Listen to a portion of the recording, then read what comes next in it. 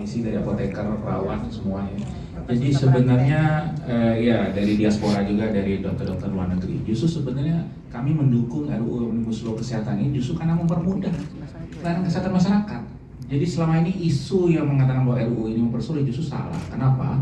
Karena dengan mempermudah perizinan tenaga kesehatan, itu berarti akses pelayanan kesehatan ke masyarakat itu justru diperlebar. Kita berharap nanti lulusan luar negeri juga akan balik ke sini, begitu lebih mudah. Dokter-dokter juga biaya-biaya perizinan dokter, apoteker, perawat semua itu, klinik nanti semuanya itu jadi lebih murah. Akhirnya apa? Jadi pelayanan kesehatan pun kita harapkan lebih terjangkau ke masyarakat. Gitu.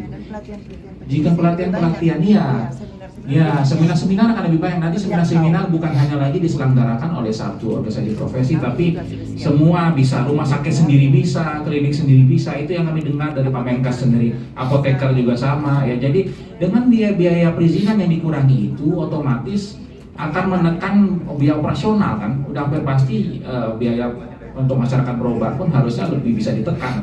Jika memang selama ini perizinannya saja mahal, hampir pasti juga itu juga membuat salah satu biaya pelayanan kesehatan juga mahal begitu. Itu saja logika sederhananya. Jadi yang kami minta ini kan hanya simplifikasi dari perizinan, itu yang pertama. Yang kedua terkait kompetensi, biasanya ini sering digembar-gemborkan. Kompetensi itu sendiri kan tidak dihapus, seminar-seminar itu tetap jadi persyaratan izin praktek. Hanya saja yang sebelumnya jadi persyaratan surat tanda registrasi dipindahkan saja ke persyaratan surat izin praktek. Sedangkan surat tanda registrasinya seumur hidup. Hanya itu saja. Jadi hanya pengalihan aja dari judulnya saja sebenarnya. Jadi nggak ada pengurangan dari kompetensi. Itu yang kedua. Kemudian yang ketiga terkait etik. Ini seringkali juga kan. Jadi sebenarnya asosiasi profesi, kebetulan saya juga aktif di organisasi internasional, itu kita juga di sini banyak yang aktif di internasional. Ternyata tidak ada majelis etik di asosiasi profesi. Asosiasi profesi itu hanya membantu edukasi dari kode etik itu, tapi tidak pernah main hakim-hakiman. Kenapa? Karena di kita itu sudah ada konsil, di bawah negara, di bawah konsil itu sudah ada majelis disiplin. Indonesia pun sudah punya.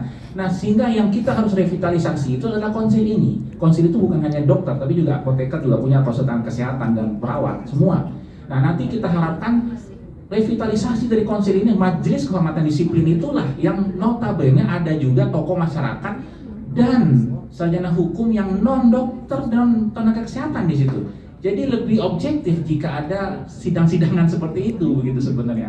Bukan hanya internal profesi itu sendiri yang menyidang begitu. Dan ini yang terjadi di praktek global. Jadi tidak ada yang patut dikhawatirkan. Kita lihat juga profesi teman-teman lain kan advokat banyak sekali, tapi kan SOP-nya sama di pengadilan ya, sumpahnya juga tetap di pengadilan tinggi. Terus masalahnya itu di mana? Nggak ada sebenarnya. Jadi makanya ormas, tetaplah ormas. Kita belum memiliki undang-undang organisasi profesi sehingga semua masih berstatus ormas. Dan kalau ormas harusnya sifatnya adalah sukarela ya. Apalagi kita sudah di era demokrasi. Jadi bukan lembaga negara. Seperti Pak Refli Harun pernah membantu pemerintah dalam satu kesaksian di Mahkamah Konstitusi bahwa yang bisa memonopoli kewenangan itu hanyalah negara. Karena negara sudah jelas check and balance-nya. Nah, sedangkan kalau ormas, keuangannya siapa nanti yang mempertanggungjawabkan segala macam? Harusnya internal, tapi anggotanya sendiri takut. Iya, nggak ada yang berani nanya auditnya gimana segala macam. Nanti izin praktek saya dihambat begitu kan. Ini sebenarnya hanya ini yang menjadi poinnya sebenarnya. Jadi mungkin dari apoteker ya silakan, mungkin ada tambahan. Jadi kira-kira seperti itu Pak. Jadi sebenarnya malah RUU Omnibus Law ini malah mempermudah. Makanya kami meminta dukungan segenap lapisan masyarakat. Bersama kami di sini, marilah kita buka keran selebar-lebarnya bagi akses pelayanan kesehatan yang lebih luas gitu ya, dengan simplifikasi perizinan dan juga multi organisasi profesi yang tidak tunggal lagi. Dan kolegium juga nanti di bawah konsil ya. Kolegium ini harusnya fokus ke pendidikan, jadi nggak boleh lagi di bawah ormas karena nanti urusan politik dan urusan akademis tercampur.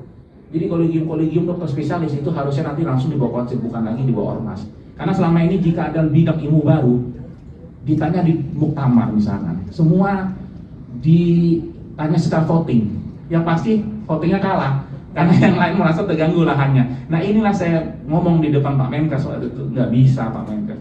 Bahkan teman-teman pengurus ID sendiri itu juga banyak yang terhambat ketika mau merintis ilmu baru, pengurus ID loh, dan pengurus ID pun mengakui itu karena di depan Pak Menkes ini. Jadi saya tidak mengada-ngada ya. Ini petinggi-petinggi ID itu kebetulan kami pernah ditemukan di depan Pak Menkes, petinggi ID dan PDSI. Saya di depan Pak Menkes bilang, lihat nih di sini ada petinggi ID gitu ya, Dr. Adib merintis spesialis emergency medicine.